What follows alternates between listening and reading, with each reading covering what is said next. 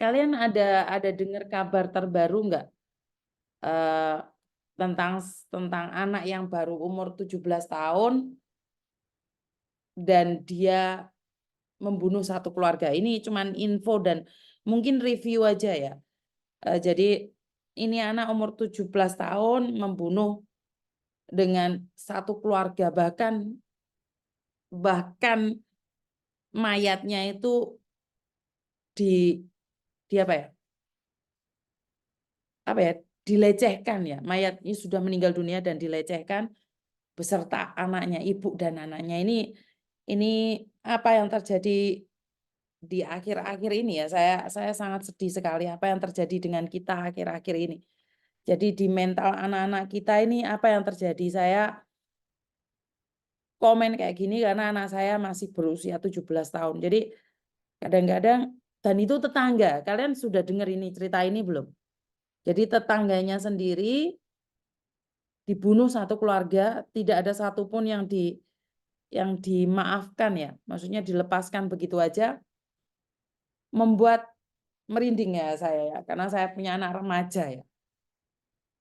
Cintanya ditolak atau cinta tidak direstui itu bukan malah ingin membunuh ya. Seharusnya bagaimana caranya bisa meyakinkan orang tua bahwa eh, kamu itu baik-baik saja, bahwa kamu itu anak baik. Saat tidak direstui itu membuktikan kesuksesanmu, tapi bukan malah membunuh ya, mayat dan ibu anaknya diperkaos.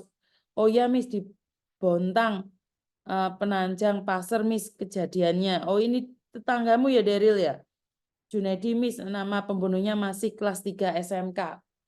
Jadi saya kayak gini jadi sedih sekali ya. Saya juga melihat media di Indonesia ini anaknya memanjarakan bapaknya yang sudah umur 70 tahun. Saya komen kayak gini karena saya sudah ditinggal ayah saya ya. Jadi apa yang membuat kalian buta mata dengan masalah apapun ya, sampai memenjarakan ayahmu itu bagi saya sudah over. Karena kita tidak tahu apa yang terjadi di dalam rumah tangga, di dalam keluarga. Tapi kalau seorang ayah dipenjarakan oleh anaknya, itu pasti ada sesuatu yang nggak benar. Saya tahu itu. Tapi lebih nggak benar lagi kita sebagai seorang anak tega membiarkan ayah kita dipenjara oleh kita sendiri sebagai anak. Ayah saya udah nggak ada, Mbak. Jadi saya sangat sensi sekali saat saya mendengarkan ada seorang ayah dipenjara gara-gara anak. Masalahnya cuman urusan keluarga. Iya. Wah, dari kecil dibesarkan ayahnya di penjara. Mungkin dendam, pasti ada sesuatu yang bukan orang itu dendam. Sudah Miss dibunuh oleh pacarnya satu keluarga ceweknya. Pagi Miss, Mbak Siantik, iya betul. Jadi kabar di Indonesia itu selain kampanye itu banyak sekali kabar-kabar yang sangat miris sekali. Kadang mungkin karena otak kita sering mendengarkan berita-berita miris, membuat kita juga kadang-kadang baper atau sensi banget ya.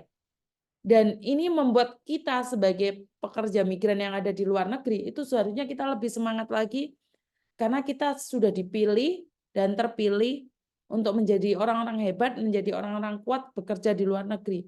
Karena itu kalian harus sukses, pulang harus sukses. Ya kalau kalian tidak bisa membangun rumah, kalau kalian tidak bisa beli sawah, setidak-tidaknya kalian harus bisa membiayai anak-anak kalian sekolah lebih tinggi lagi. Kalau saya hari ini lulusan cuman SD, SMP, saya punya cita-cita minimal meme itu SD, SMP, SMA. Jadi taraf hidup ataupun taraf pendidikannya lebih baik lagi. Jangan sampai ibunya ke luar negeri, dulu ibunya lulusan SMP, anaknya malah nggak sekolah. Itu ada yang salah dengan diri kita. Ya, jadi Miss Yuni tidak memperdebatkan kalian tidak punya rumah karena kalian anaknya sekolah semua, bukan itu ya. Tapi saya ingin mengatakan sama kalian, kehidupan di Indonesia sebagian itu ada yang miris sekali, Mbak. Untuk bekerja aja nggak ada pekerjaan. Karena itu yang kita sudah dipilih di luar negeri, pinter-pinter kita menyimpan uang. Pinter-pinter sampean sama aku itu nyimpen uang. Karena kalau sudah tua, umur 50 lebih, umur 60 lebih, kita itu udah rentan dengan penyakit ya. Saya nggak ngomongin kalian, saya pribadi ya. Jadi sangat sangat menyedihkan sekali saat kita sudah tua, kita tidak memiliki apa-apa. Dulu kita miskin, karena itu kita bekerja dengan sigap agar kita keluar dari kemiskinan. Tapi saat kita keluar negeri, kita punya impian yang terlalu tinggi. Ingin jadi pengusaha, ingin jadi investor, ingin jadi ibu bayang-bayang. Itu apakah salah? Enggak salah. Ingin jadi nyonya besar, apakah salah? Enggak salah. Cuman jangan over. Kalau over, maka kita akan dimanfaatkan oleh sindikat. Banyak sindikat yang saat ini bisa membaca karakter kita. Contohnya apa? Iya, karena kita diiming-imingi rasa tamak dan ingin jadi artis, atau kita diiming-imingi dengan cinta palsu, atau diiming-imingi dengan jabatan palsu, ataupun dengan kedudukan palsu, wah dijadikan penanggung jawab sebuah perusahaan. Kalau perusahaan itu baik-baik saja ya nggak mungkin dipasrahkan nama kita, gitu aja sih sebenarnya. Iya. Tanpa nama, setidak-tidaknya peduli bapakku, aku tidak mungkin memenjarakan, apalagi cuman bapak satu-satunya keluargaku. Karena ibu dan bapakku sama-sama anak tinggal, ibuku dah tiada, dan tinggal bapakku satu-satunya.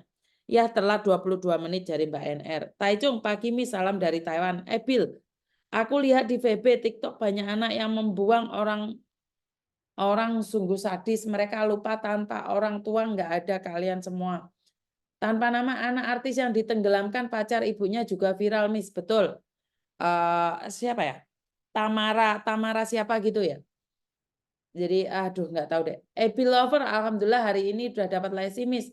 Sehat selalu. Taichung, betul Miss, alhamdulillah Miss, aku selalu bersyukur apa yang Allah kasih. Nggak mau jadi ibu bayang-bayang.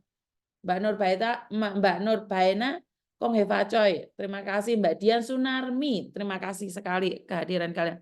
Dari cara didik dan lingkungan sekarang kurang peduli pada sekitar. Contoh ada anak jatuh, ada wali murid lain yang tahu, bukannya jadi kurang bisa mengolah emosi. Betul Mbak. Ini jangan diblunder ya. Ini cuman pesan secara pribadi saya. Ntar videonya jangan dipotong-potong. Saya cuma ingin bilang bahwa akhir-akhir ini anak-anak kita itu semuanya itu sudah dididik di media sosial. Jadi sekarang kita nggak bisa ngelihat lingkungan yang kelihatan saja. Di media sosial itu juga termasuk lingkungan. Dan kita sebagai orang tua sibuk mencari nafkah buat anak-anak kita. Benar nggak sih? Benar nggak sih? Sampean sama saya hari-hari ini tuh sibuk mencari nafkah buat anak-anak kita. Dan anak-anak kita mendapatkan nafkah dari kita, dan lingkungannya kita juga tidak kenal dan tidak tahu. Kenapa saya ngomong tidak kenal dan tidak tahu? Karena di media sosial kita nggak tahu apa yang dilihat oleh anak-anak kita. Dr. Faiz mengatakan bahwa anak-anak itu tergantung dari lingkungan. Sementara akhir-akhir ini jenengan sama saya itu nggak tahu teman-teman anak samenku siapa aja. Bener nggak sih? Temennya anak samen itu siapa aja kita nggak tahu. Nah, karena itu saya dulu berjanji sama Meme, kalau kamu kelas 3 ujian, saya akan temenin kamu. Karena saya ingin mengenali teman-temannya dia, Meme berteman dengan siapa, seperti apa pergaulannya. Karena di usia-usia 16, 17, 18 itu usia rawan, Mbak. Jadi 16, 17, 18 itu usia rawan. 19 tahun dia sudah mencari identitas diri. 21 tahun dia sudah bisa dikatakan mandiri. Tapi usia-usia kelas 2, kelas 3 SMA itu butuh pendampingan yang ketat. Karena dari kecil seperti apa dan bagaimana kita sebagai ibu, khususnya yang merantau ya, kita nggak tahu perkembangan anak kita, dan bahkan kita nggak tahu teman-temannya dia. Benar nggak? Sama dengan kasus yang terjadi di Malaysia kemarin, yang dibunuh oleh tetangganya sendiri itu kan Otomatis secara langsung dan tidak langsung keluarganya juga tidak tahu detailnya.